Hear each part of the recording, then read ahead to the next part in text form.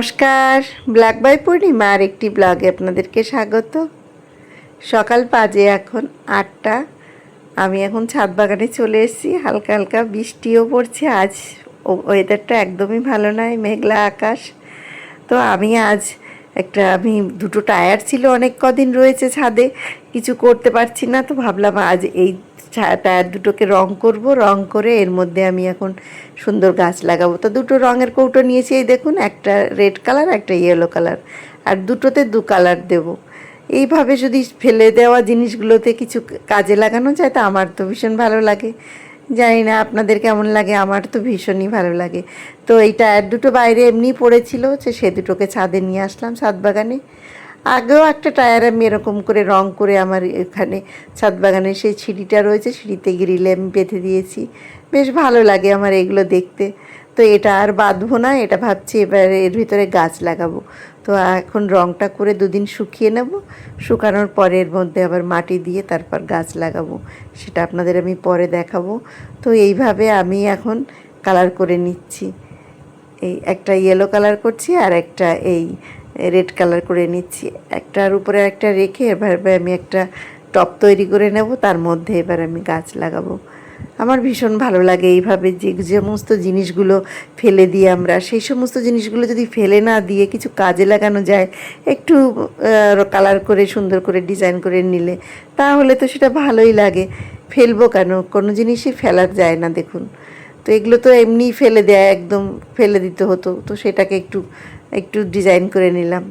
তো এইভাবে আমার ভীষণই ভালো লাগে এগুলো করতে। এই যে হাতে এখন রং লেগে যাচ্ছে, এটাও একটু কেরোসিন তেল দিলে হাতে কিছুক্ষণের মধ্যে উঠে যাবে। তো এগুলো রং করে এখন রেখে দিয়েছি। আর সকাল থেকে আকাশটা একদম ভারী হয়ে রয়েছে, হালকা হালকা বৃষ্টিও পড়ছে দেখছি। অনেক কদিন ধরে দেখছি মেঘলা করে রয়েছে কলকাতায়। তো আজ হালকা হালকা এখন বৃষ্টিও পড়ছে।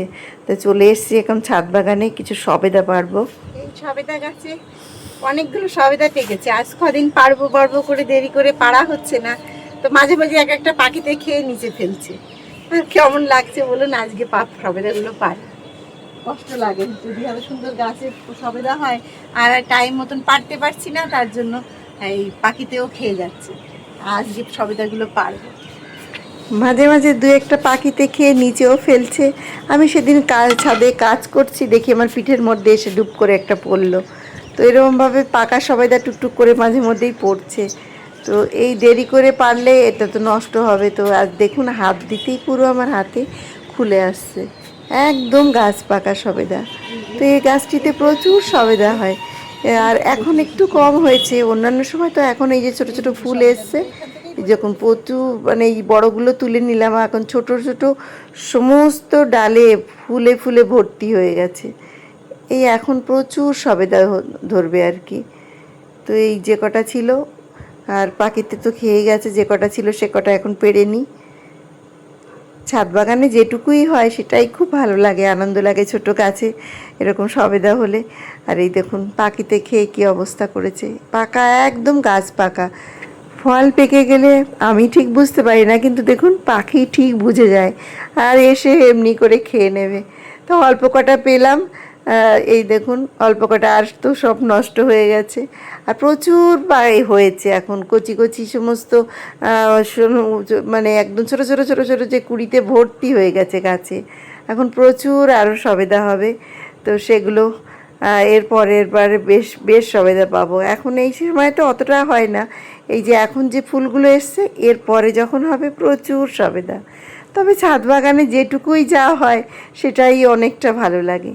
আর এদিকে চেরি টমেটোগুলো পেকেছে, কিছু চেরি টমেটো। তবে এখন তো টমেটোর টেস্টটা একটু নষ্ট হয়ে গেছে, তবে এই টমেটোগুলো খুব টক, আর আমার তো টক খেতে খুব ভালো লাগে। সেই জন্য একটু মাঝে মধ্যে আর অনেক দেরি করে টমেটো গাছগুলো লাগিয়েছি, তার জন্য লাস্ট পর্যন্ত এখনও টমেটো 2-4টে করে টমেটো সবসময়ই হচ্ছে।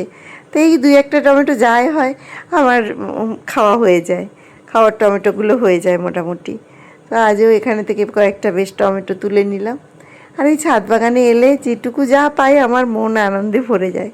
এই দেখুন, তো আজকের মতন এখানেই শেষ করছি। সুস্থ থাকবেন, ভালো থাকবেন। আমার ব্লগটি ভালো লেগে থাকলে একটি লাইক কমেন্ট করবেন, সঙ্গে থাকবেন। আবারও একটি নতুন ব্লগে দেখা হবে।